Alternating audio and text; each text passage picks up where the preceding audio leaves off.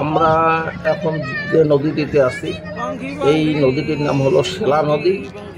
আর এই যে আপনারা দূরে দেখতে পাচ্ছেন একটি জঙ্গল, তো এটি মূলত একটি ট্যুরিজম সেন্টার।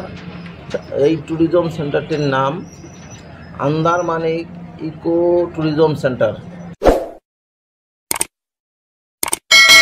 আর এই যে একটা আপনার টাওয়ার দেখতে পাচ্ছেন দূরে, সেটা এই টাওয়ারটির নাম হচ্ছে ডলফিন টাওয়ার। তো এই ডলফিন টাওয়ার থেকে আপনারা আন্দারমানিক ইকো ট্যুরিজম পার্ককে অবলোকন করতে পারবেন। এটি মংলা সমুদ্র বন্দর থেকে প্রায় 20 কিলোমিটার দূরে অবস্থিত। অর্থাৎ আপনারা যারা একদিনের জন্য সুন্দরবন ট্যুর করতে চান তারা এই আন্দারমানিক ইকো ট্যুরিজম সেন্টারে আসতে পারেন। এখানে একটি হরিণ এবং কুমির প্রজনন কেন্দ্র রয়েছে। আর এটি সুন্দরবনের পূর্ব প্রান্তে অবস্থিত।